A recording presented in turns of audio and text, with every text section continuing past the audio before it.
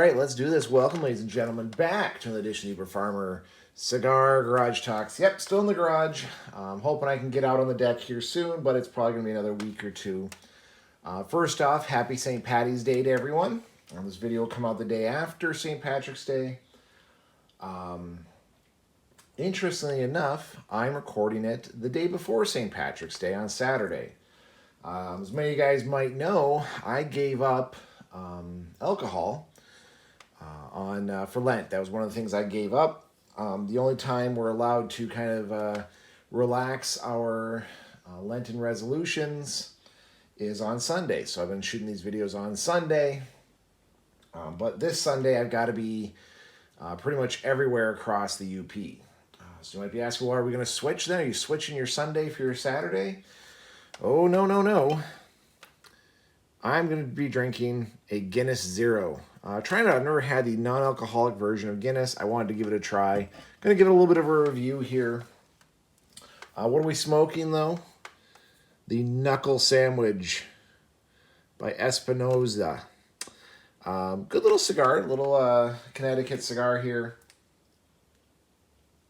A knuckle sandwich is actually a type of how you roll a cigar. At this, I believe they layer the different pieces of tobacco. And I believe, if I remember correctly, the knuckle sandwiches are not the highest desired tobacco.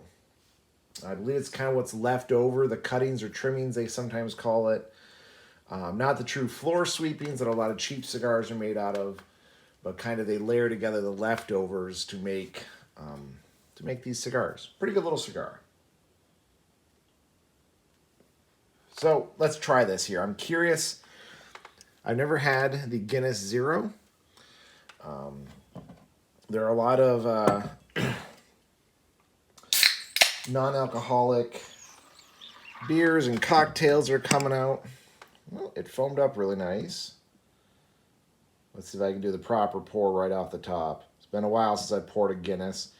I'll show it off here in a second once I'm done doing my pour. I will go hard for the pour. Did I time it right? I think I did.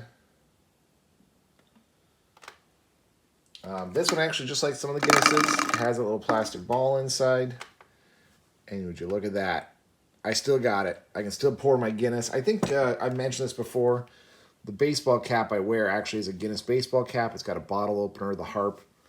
I've always got a kick out of it that Guinness was founded in 1759.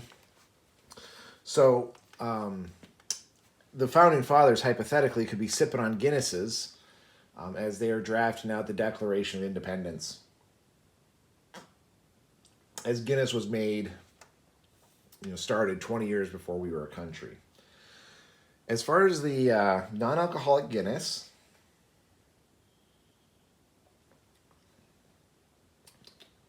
very light, very easy drinking actually.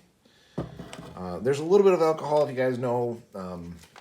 Non-alcoholic beers are technically still alcoholic, but it's 0.5% alcohol by volume. If you blindfolded me and told me that this was an American Guinness, I don't know. Hold on, let me try another sip here.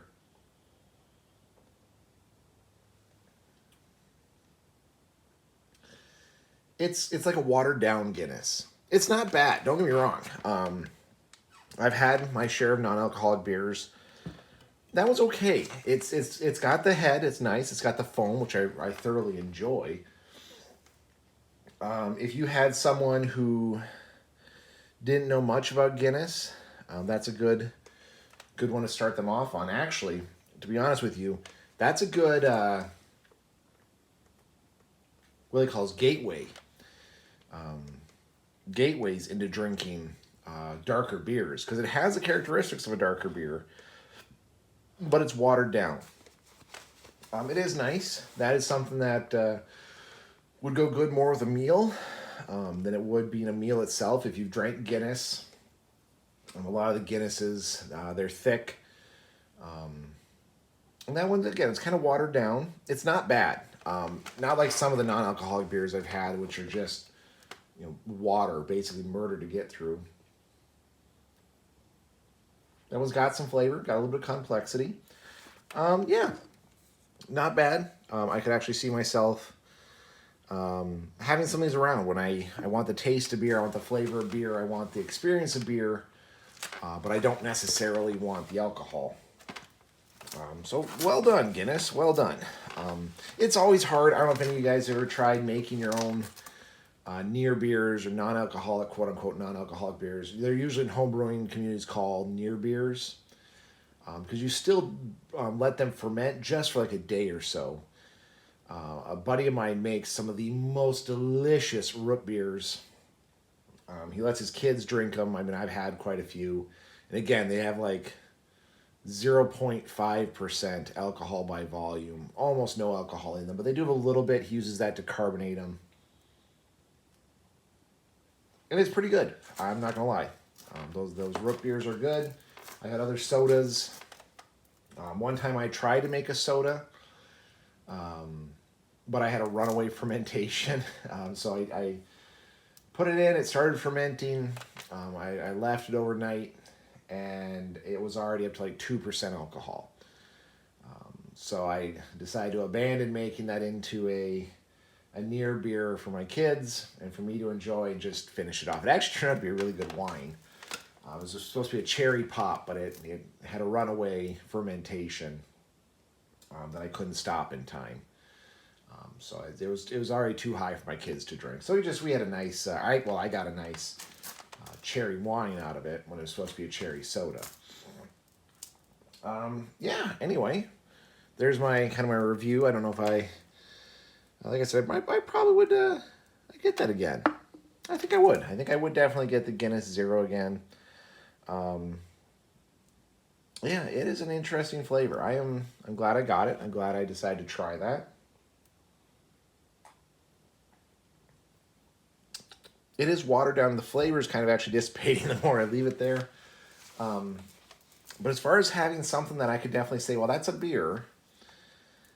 Is that truly a Guinness? Definitely not like the ones I had in Ireland. Some of the ones I've had here stateside when they have bad batches, that's pretty close to it.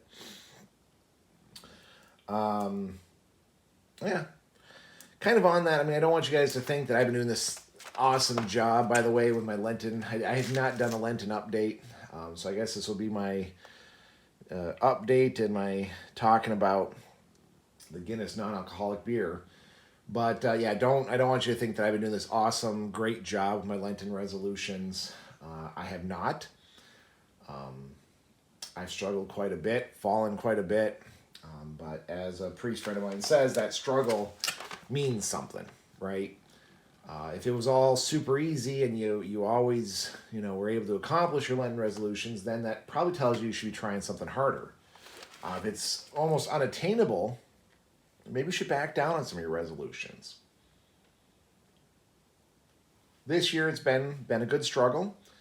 I've noticed I've had a lot of habits when it comes to drinking, where I just a beer while you're grilling.